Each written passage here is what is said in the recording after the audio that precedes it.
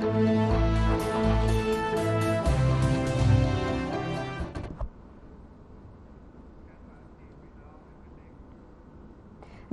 बहुत स्वागत है आप सभी का राम राम हरियाणा में और मैं हूं आपके साथ ज्योति।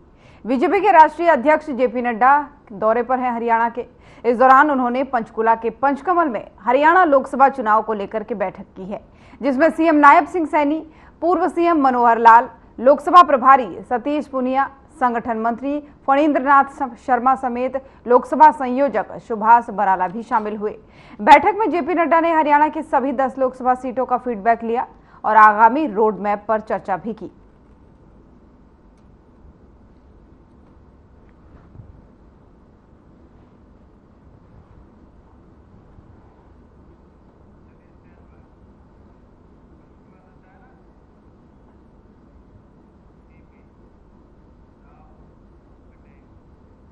और वहीं पंचकुला में बीजेपी के राष्ट्रीय अध्यक्ष जेपी नड्डा ने बीजेपी उम्मीदवार बंतो कटारिया के समर्थन में रोड शो किया।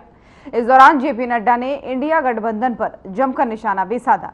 उन्होंने इंडिया को घमंडिया गठबंधन बताया। वहीं नड्डा ने कहा कि घमंडिया गठबंधन का मकसद भ्रष्टाचारियों को बचाना है। कांग्रेस, ममता बनर्जी, लालू प्रसाद यादव, डीएमके सभी परिवारवाद से जुड़े हुए हैं। इनका जनता से कोई वास्ता नहीं है, सिर्फ परिवार के लिए ही गठबंधन बनाया है।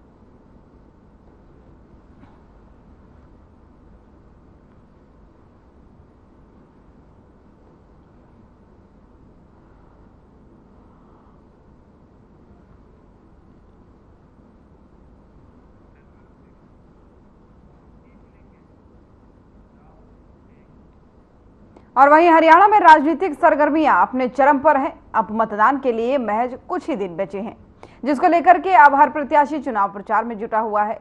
और इसी कड़ी में भाजपा के कद्दावर नेता और गुरुग्राम लोकसभा से प्रत्याशी राव इंद्रजीत सिंह धुआंधार प्रचार कर रहे हैं। और राव इंद्रजीत सिंह ने धारूहेड़ा और रेवाड़ी में 12 से ज्यादा गांवों में चुनावी दौरा किया है और लोगों से बीजेपी के पक्ष में वोट की अपील भी की है।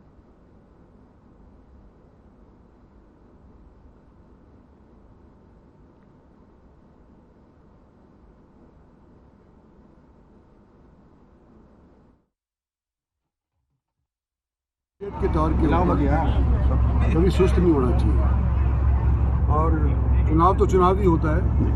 तो मैं अपनी तरफ से पूरा प्रयास कर रहा हूँ, लोगों का सहयोग मांग रहा हूँ और मुझे सहयोग मिल भी रहा है छत्तीस बिरादरी का। आज के दिन मैं ये सोच रहा हूँ कि अगर यही हम रफ्तार अगर नापते रहे तो आने वाले समय के अंदर शायद इस लोकसभा क्षेत्र से सबसे रिकॉर्ड मतों से मैं जीत के। एक आरक्षण खत्म करने की बात है, जैसे आपने स्टेज से भी कहा कि एक समुदाय की तो गलत किया जो दे रहे हैं, बाकी जो जाति से आरक्षण चल रहा है। देखो, संविधान के साथ हम बिल्कुल छेड़छाड़ नहीं करेंगे।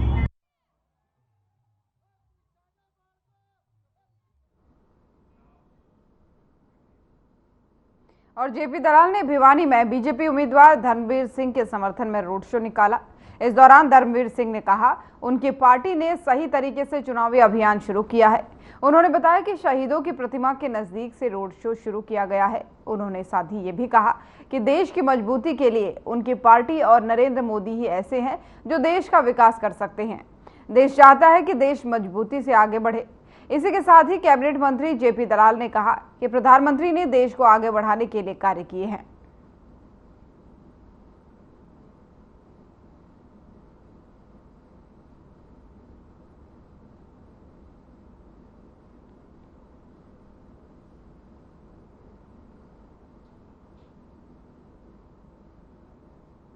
देश का ये छठे चरण का चुनाव, जिसके अंदर 25 मई को वोट डाले जाएंगे। सही मायने में तो आज से ही चुनाव प्रचार शुरू हुआ है।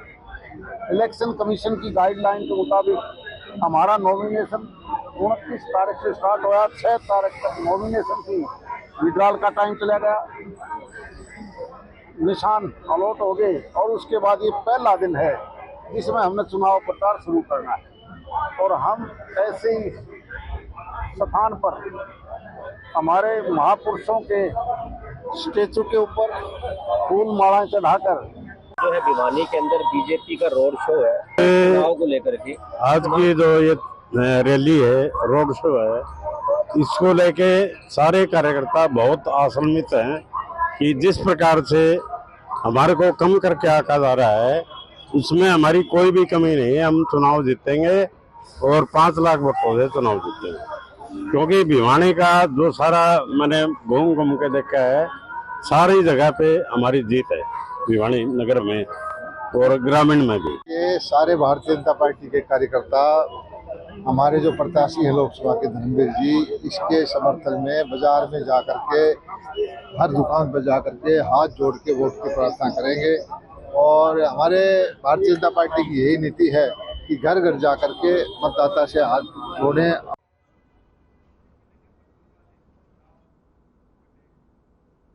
केंद्रीय राज्य मंत्री कृष्णपाल गुर्जर ने गुरदाना गांव में चुनावी जनसभा के दौरान मोदी की गारंटी को लेकर कहा कि हमारा देश विकसित देश है।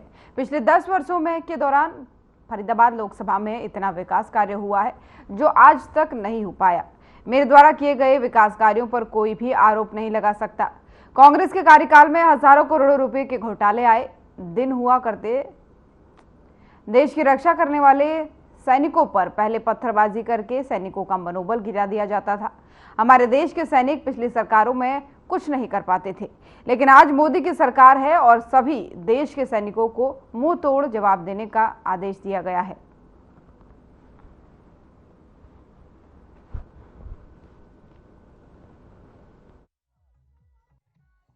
मोदी के आने के बाद कि सेना के जवान के मुंह पे थूक दे, पत्थर चला दे, बंद हो गया सर, क्योंकि उनको सह मिलती थी कांग्रेस की।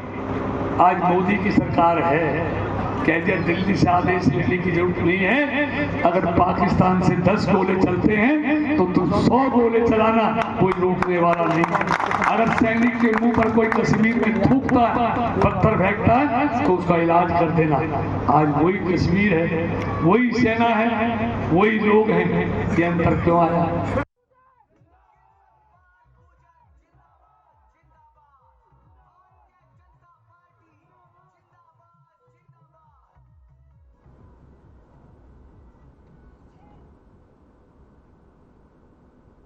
और कांग्रेस के राज्यसभा सांसद दीपेंद्र हुड्डा ने दावा किया है कि लोकसभा चुनाव परिणाम आने के बाद से हरियाणा में कई दिन जो है चुनाव प्रचार किया जाएगा। तो कांग्रेस के राज्यसभा सांसद दीपेंद्र हुड्डा का दावा ये है, उन्होंने कहा कि हरियाणा में कई अन्य विधायक कांग्रेस के पाले में खड़े मिलेंगे। उन्होंने एक बार फिर हरियाणा की बीजेपी सरकार के अल्पमत में होने की बात कही। उन्होंने कहा कि हरियाणा की सरकार को अल्पमत में आने के बाद से नैतिकता के आधार पर त्याग पत्र दे देना चाहिए। उन्होंने ये भी कहा कि विधानसभा में फ्लोर टेस्ट अलग बात है, लेकिन ये भी सच्चाई है कि हरियाणा की जनता ने भी प्रदेश सरकार के खिलाफ अविश्वास प्रस्ताव पारित करने का मन बना लिया है और इसके परिणाम जल्द ही सबके सामने होंगे। साथ ही दीपेंद्र हुड्डा ने कहा कि लोकसभा चुनाव में हरियाणा के अंदर कांग्रेस के पक्ष में हवा चल रही है और सभी 10 सीटों पर कांग्रेस और गठबंधन सहयोगी जीतने वाले हैं।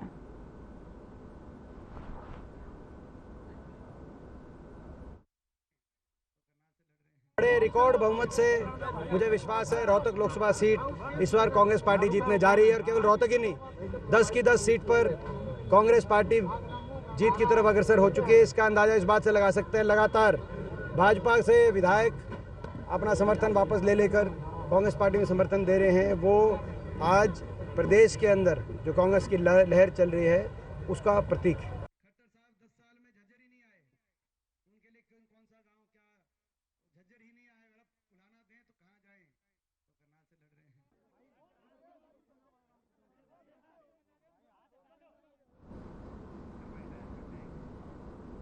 बीबी बत्रा और आफ्ताब अहमद ने प्रेस कॉन्फ्रेंस की है। कांग्रेस एमएलए बीबी बत्रा ने कहा कि इस समय सरकार अल्पमत में है। हमने राज्यपाल को राष्ट्रपति शासन लगाने के लिए ज्ञापन दिया है और अभय चौटाला ने भी राज्यपाल को पत्र लिखकर राष्ट्रपति शासन की मांग की है। तो वहीं आफ्ताब अहमद ने कहा, लोकतंत्र में सरकार की विश्वसनीयता तभी बनती है जब संविधान के हिसाब से काम हो। हमने सरकार के खिलाफ राज्यपाल को ज्ञापन दिया है। वहीं हरियाणा में जोड़ तोड़ की सरकार जो पिछले 5 साल से चल रही थी वो दोबारा ना हो। स्थिति का आपको पता है, काफी दिनों से समाचार पत्रों में, इलेक्ट्रॉनिक मीडिया के अंदर खबरें आ रही हैं कि सरकार अल्पमत में चली गई है। इस सरकार ने पिछला वोट ऑफ कॉन्फिडेंस 13 मार्च को ऑब्टेन किया था, जिसमें जेजेपी और एक विधायक बलराज कुंडू ने उसमें पार्टिसिपेट नहीं किया था, उन्होंने अब्सटेन किया था।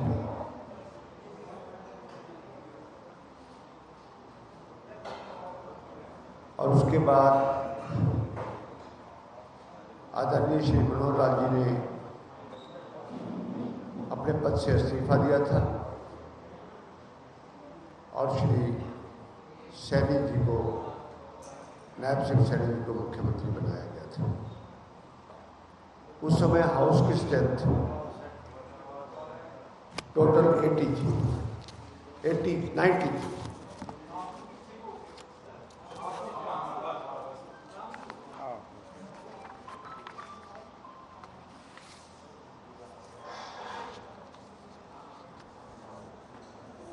2 सीटें वेकेंट हो गई। श्री मनोहर लाल जी ने इस्तीफा दे दिया और रणजीत सिंह जी का इस्तीफा पिछले दिनों एक्सेप्ट हो गया।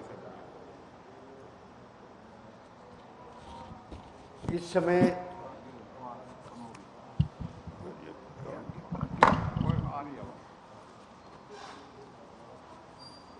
समय सरकार अल्पमत के अंदर है। जेजेपी ने भी सरकार से सपोर्ट विड्रॉ करके प्रेसिडेंट रूल लगाने की मेमोरेंडम महामहिम गवर्नर को दिया है और साथ में अभय चौटाला जी ने भी एक पत्र गवर्नर साहब को लिखा है। इंडियन नेशनल कांग्रेस के समय 30 सदस्य हैं। पिछले दिनों 3 विधायकों ने, श्री रणधीर सिंह गोलन, श्री सांगवान जी, श्री धर्मपाल गोंदर ने भारतीय जनता पार्टी की सरकार से, श्री नायब सिंह सैनी की सरकार से अपना समर्थन वापस ले लिया और ये भी साथ में घोषणा की उन्होंने कि हम कांग्रेस का बाहर से समर्थन करते हैं। इस समय और यहाँ पर रुकेंगे एक छोटे से ब्रेक के लिए, जल्द हाजिर होंगे।